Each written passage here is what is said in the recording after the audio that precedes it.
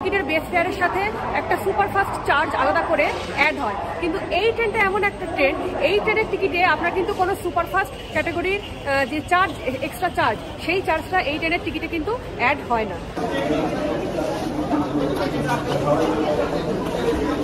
General ticket, unreserved ক্যাটাগরির ticket নিয়ে সমস্ত রিজার্ভেশন কামরায় উঠে পড়ে। এই হচ্ছে সব ট্রেনের ভিতরে কন্ডিশন, এবং এই সময় কিন্তু টিটির দেখা পাবেন না, টিটি পালিয়ে যাবে।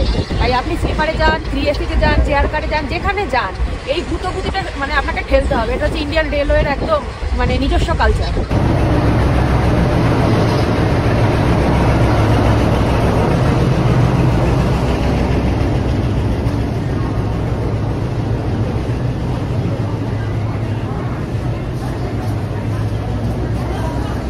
শেয়ারিং হয় 3টে রুটে, হাওড়া রামপুরহাট রুটে মানে যেটাকে আমরা শহীদ এক্সপ্রেস বলি সেই রুটটা, আর একটা হাওড়া জামালপুর রুটে সেটা কবিগুরু এক্সপ্রেস, আর আরেকটা দেখতে পাচ্ছেন নিচে লেখা রয়েছে গণদেবতা এক্সপ্রেস যেটা চলে হাওড়া আজিমগঞ্জ রুটে। আনরিজার্ভ কম্পার্টমেন্ট রয়েছে যেটা ট্রেনের সামনে রয়েছে, পিছনে রয়েছে। লেডিস কম্পার্টমেন্ট রয়েছে একটা ডেডিকেটেড, এবং সেই সাথে দিব্যজ্ঞান কম্পার্টমেন্ট রয়েছে। সেই সাথে আপনি ওই পিছনের দিকে মানে একটু মাঝামাঝি করে পিছন পোর্শনে আপনি স্লিপার পাবেন, ওই দিকে আপনি এসি কম্পার্টমেন্ট পাবেন, এসি চেয়ার কার পাবেন। এটা এই ট্রেনের স্লিপার কোচ। ট্রেনের দরজা এখনো খোলেনি বলে সবকিছু শাটডাউন রয়েছে, আর এই কোচের ম্যাক্সিমাম ক্যাপাসিটি হচ্ছে 72। এই কোচটা লেখা রয়েছে এসি 3 টিয়ার কোচ। এটা স্লিপার কোচের পরেই আপনি পেয়ে যাবেন একখানাই কোচ রয়েছে, ম্যাক্সিমাম ক্যাপাসিটি 64। নেক্সট রয়েছে এসি চেয়ার কার কোচ, যেখানে সিটিং ওরিয়েন্টেশন রয়েছে 3x2 আর ম্যাক্সিমাম ক্যাপাসিটি রয়েছে সিটের 73। এটা রয়েছে সেকেন্ড সিটিং কম্পার্টমেন্ট, এটাও কিন্তু রিজার্ভেশন ক্যাটাগরির মধ্যেই আসে, আর সিটিং ক্যাপাসিটি 108। এছাড়া এই ট্রেনে আপনি পাচ্ছেন আনরিজার্ভড ক্যাটাগরির মধ্যে জেনারেল টিকিট নিয়ে যাত্রা করার সুবিধা। এটা জেনারেল কম্পার্টমেন্ট। একসাথে দুটো ট্রেনের ইঞ্জিন ঢুকছে দেখুন, ওপাশে যেটা ঢুকছে ওটা হচ্ছে 8 নম্বরে ব্ল্যাক ডায়মন্ড ঢুকছে, আর এপাশে হচ্ছে ট্রেনটা নেই, এখানে শুধু ইঞ্জিনটা ঢুকছে, এটা 7 নম্বরে। ট্রেনটা আগে এসে প্রেজেন্ট প্লিজ বলে দিয়েছে।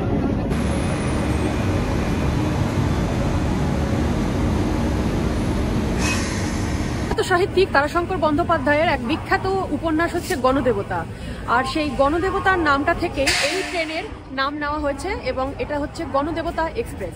হাওড়ার 7 নম্বর থেকে ছেড়ে যাবে, আর ব্যাকগ্রাউন্ডে যে ট্রেনটা দেখছেন এটা হচ্ছে হাওড়া এনজেপি রুটের বন্দে ভারত। এই ট্রেনটার ভিডিও দেখতে চাইলে আই বাটনে লিঙ্ক দিয়ে দিচ্ছি, আর ডেসক্রিপশনেও অবশ্যই এই ট্রেনের লিঙ্কটা আপনারা পেয়ে যাবেন।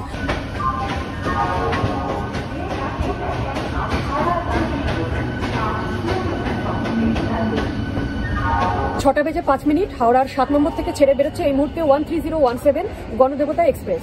এই মুহূর্তে হাওড়ার টেম্পারেচার রয়েছে 15 ডিগ্রি সেলসিয়াস, আর আজকে কিন্তু কলকাতার বুকে সূর্যোদয়ের সময় হচ্ছে 6:18।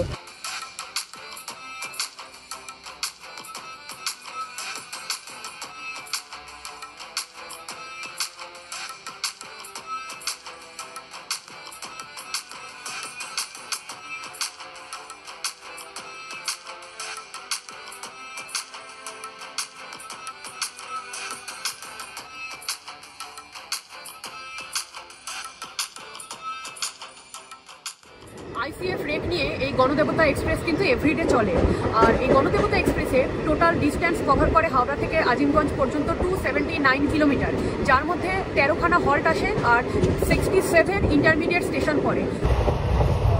এই ট্রেনের টোটাল যাত্রাপথে গড় গতিবেগ পাওয়া যায় 50 কিলোমিটার প্রতি ঘন্টার আশপাশে, আর ম্যাক্সিমাম পারমিসেবল স্পিড রয়েছে 110 কিলোমিটার প্রতি ঘন্টা।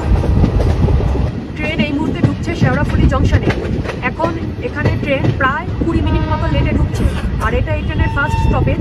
আর হুগলি ডিস্ট্রিক্টের মধ্যে দ্বিতীয় ব্যস্ততম স্টেশন কিন্তু এইটা, যেটা রয়েছে হাওড়া থেকে 22 কিলোমিটার দূরত্বে, আর মাঝখানে থাকে 12খানা ইন্টারমিডিয়েট স্টেশন। ট্রেন এই শেওড়াফুলি জংশনে দাঁড়াবে মাত্র 1 মিনিট, আর এখান থেকে তারকেশ্বরের দিকে যাওয়ার একটা ব্রাঞ্চ লাইন আলাদা হয়ে গেছে, আর বর্ধমান যাওয়ার যে মেইন লাইন সেইটা এই শেওড়াফুলির উপর দিয়ে ক্রস করেছে।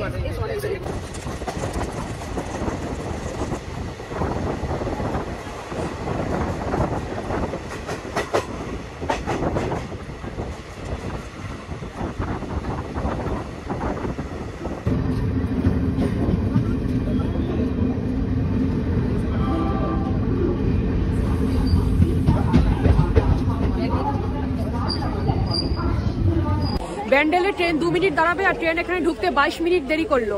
শাওরাফুলি থেকে ব্যান্ডেল মোটামুটি মাঝখানে রয়েছে 6টা ইন্টারমিডিয়েট স্টেশন আর 17.5 কিলোমিটার ডিস্টেন্স।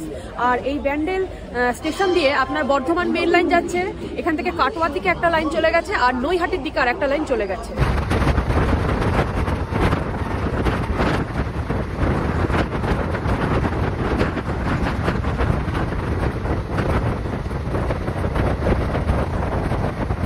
ঢুকেছে পূর্ব বর্ধমান জেলার বর্ধমান স্টেশনে, আর এখানে ট্রেন দাঁড়াবে মাত্র 2 মিনিট। আর এই ট্রেনে কিন্তু কোনো রকম প্যান্ট্রি কার নেই। লোকাল স্টেশনের থেকে যে সমস্ত হকাররা ফুড নিয়ে ওঠে, লোকাল ফুড সেখানে আপনি পেয়ে যাবেন।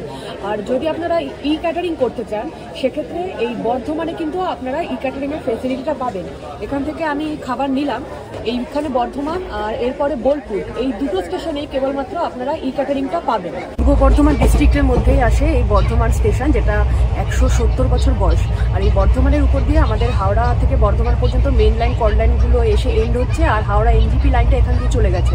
আর সেই সাথে আপনার হাওড়া দিল্লি মেইন লাইন, হাওড়া দিল্লি ভায়া গয়া রুটের লাইন, সেই সাথে এখান থেকে কাটোয়ার দিকে একটা লাইন গেছে, আর হাওড়া প্রয়াগরাজ মুম্বাই, এই এতগুলো লাইন কিন্তু বর্ধমানের উপর দিয়ে ক্রস করছে। বর্ধমানের পর এই ট্রেনের স্টপেজ রয়েছে গুসকরাতে। পূর্ব বর্ধমান জেলার মধ্যে শেষ স্টপেজ এই গুসকরা, যেখানে ট্রেন মাত্র 1 মিনিট দাঁড়াবে। 2 নম্বর প্ল্যাটফর্ম দিয়ে এখানে ট্রেন ক্রস করে, আর এখানে ট্রেনের স্টপেজ মাত্র 1 মিনিট। বর্ধমান টু গুসকরা মাত্র 5টা ইন্টারমিডিয়েট স্টেশন রয়েছে এর মধ্যে।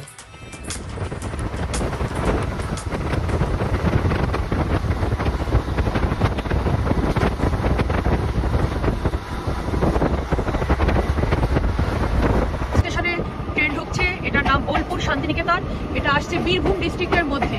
আর এখানে 3টে প্ল্যাটফর্ম রয়েছে, যার মধ্যে 1 নম্বর প্ল্যাটফর্মে গণদেবতা এক্সপ্রেস ঢুকছে, আর বোলপুরের উপর দিয়ে হাওড়া এনজিপি রুটের লাইনটা ক্রস করেছে। অলমোস্ট 28 থেকে 30 মিনিট মতো ট্রেন এখানে লেট ঢুকলো, আর বোলপুরে ট্রেন দাঁড়াবে মাত্র 2 মিনিট। গুসকরা থেকে বোলপুর মাঝখানে মাত্র 2খানা ইন্টারমিডিয়েট আপনার স্টেশন আসে, আর ডিস্টেন্স হচ্ছে 19.1 কিলোমিটার। আর এই বোলপুরের পরের স্টেশন যেটা, সেটা হচ্ছে প্রান্তিক, মাত্র 4 কিলোমিটার ডিস্টেন্সে রয়েছে। এই ট্রেনটা কিন্তু প্রান্তিকেও স্টপেজ দেবে। এবং বোলপুরে কিন্তু রিটায়ারিং রুম আছে, যারা বোলপুর রিটায়ারিং রুম সম্বন্ধে জানতে চান তাদের জন্য আমি উপরে আই বাটনে ভিডিও লিঙ্ক দিয়ে দিচ্ছি, আর ডেসক্রিপশনেও ভিডিওটা থাকবে। হাওড়া থেকে আজিমগঞ্জ পর্যন্ত যাওয়ার ক্ষেত্রে সব থেকে বেশি টাইম নিয়ে চলে হচ্ছে এই গণদেবতা এক্সপ্রেস। সেক্ষেত্রে কোন ক্যাটাগরিতে আপনাদের কত ভাড়া টিকিটের জন্য গুনতে হবে তার লিস্টটা আমি এখানে ক্যাপশনে দিয়ে দিচ্ছি, প্লিজ একবার চেক করে নিন। এই আইসিএফ কোচের ট্রেনগুলোতে বাথরুম অত্যন্ত নিম্নমানের থাকে এবং দুর্গন্ধযুক্ত। বাথরুমের কোনো মেনটেনেন্স বা পরিষ্কার করার কোনো রকম বন্দোবস্ত দেখা যায় না। এখানে বেসিন, আয়না, জলের ব্যবস্থা আর একটা বেঙ্গলি সিস্টেম শুধু রয়েছে।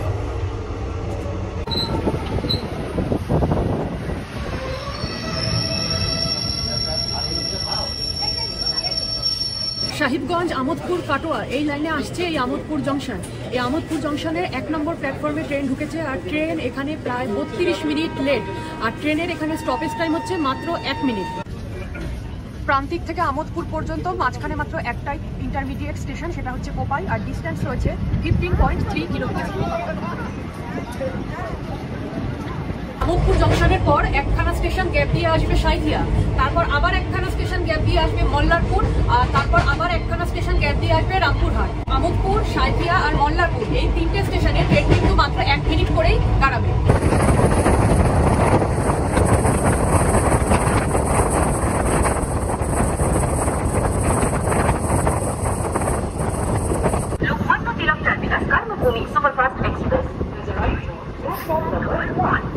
হাওড়া থেকে 220 কিলোমিটার ডিস্টেন্স ক্রস করে এই মুহূর্তে ট্রেন ঢুকছে বীরভূম জেলার রামপুরহাট জংশনে।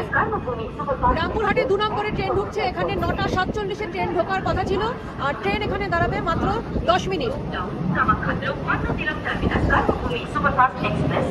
আর ঘড়ির টাইম এখন বলছে 10টা বেজে 7। 19-20 মিনিট মতো লেটে ঢুকলো এই রামপুরহাট জংশনে।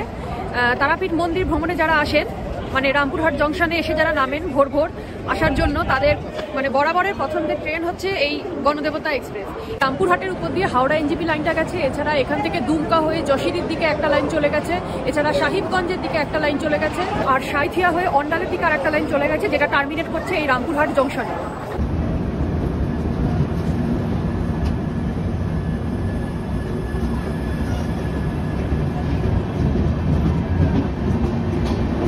হাওড়া থেকে আজিমগঞ্জ পর্যন্ত যাওয়ার জন্য অনেকগুলো ট্রেন রয়েছে, এর মধ্যে একমাত্র এই হাটে বাজারে এক্সপ্রেস এবং রাধিকাপুর এক্সপ্রেস এই দুটো ট্রেন সবচেয়ে কম সময় আপনাকে হাওড়া থেকে আজিমগঞ্জ পর্যন্ত পৌঁছে দেবে। অলমোস্ট 3 ঘন্টা 40 মিনিটের আশেপাশে টাইম নেবে।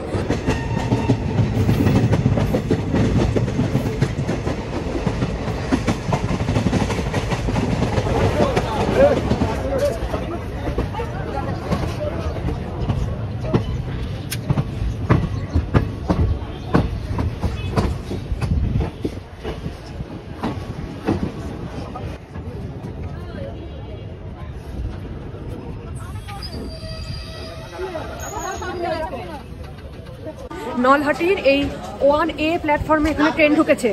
আর রামপুরহাটের পর স্বাধীনপুর বলে একটা স্টেশন রয়েছে, তারপরে হচ্ছে এই নলহাটি জংশনটা আসছে। আজিমগঞ্জের দিকে একটা ব্রাঞ্চ লাইন এইখান থেকে আলাদা হয়ে যায়, আর সেই আলাদা হওয়া লাইনে কিন্তু এই 1A প্ল্যাটফর্মটা রয়েছে।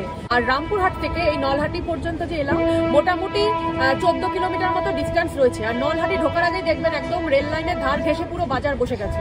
51 শক্তিপীঠ বা সতীপীঠের মধ্যে নলাটেশ্বরী শক্তিপীঠ রয়েছে, যেটা এই নলহাটিতে মানে অবস্থিত। অনেকে রামপুরহাট থেকে সাইট সিন করার সময় অটো নিয়ে বা কেউ কেউ হয়তো টোটো নিয়েও এটা ঘুরে যান।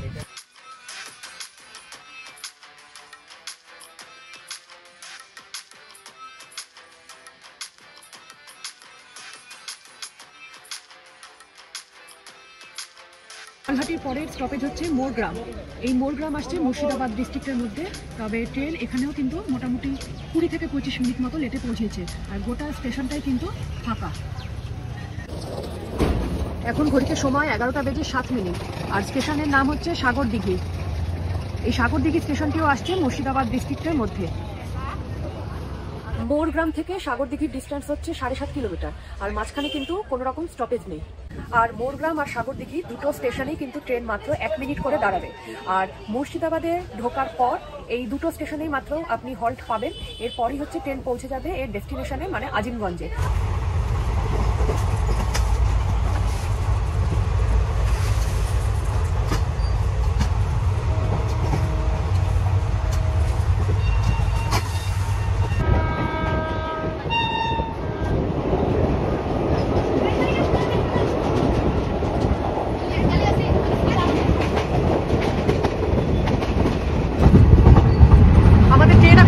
আজিমগঞ্জ জংশনে। আজিমগঞ্জ সিটি থেকে আজিমগঞ্জ জংশন কিন্তু খুব বেশি দূরে নয়, 2-3 কিলোমিটার মতো রাস্তা। তবে সিটিতে এই ট্রেন দাঁড়ায় না, জংশনে এসে এই ট্রেন এন্ড করে। ঘড়িতে সময় এখন 11টা 38, স্টেশনের ঘড়িতে সেটাই দেখাচ্ছে। যদিও এই আজিমগঞ্জ জংশনে গণদেবতার ঢোকার টাইমিং হচ্ছে 11টা 55। এটা হচ্ছে আজিমগঞ্জ জংশনের চেহারা। এটা 3 নম্বর প্ল্যাটফর্ম, আর ট্রেন যেখানে ঢুকেছে এটা হচ্ছে 2 নম্বর প্ল্যাটফর্ম।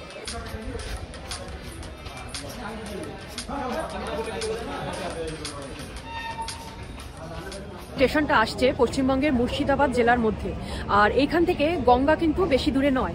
আর এই আজিমগঞ্জে এক স্টেশন থেকে আরেক স্টেশন যাওয়ার জন্য এখানে কিন্তু এসকেলেটরের সুবিধাও আছে। তবে এই স্টেশনে কিন্তু কোনো রকম রিটায়ারিং রুমের অপশন নেই। এখানে নলহাটি থেকে আজিমগঞ্জ পর্যন্ত যে ব্রাঞ্চ লাইন, সেটা এখানে এসে টার্মিনেট হচ্ছে।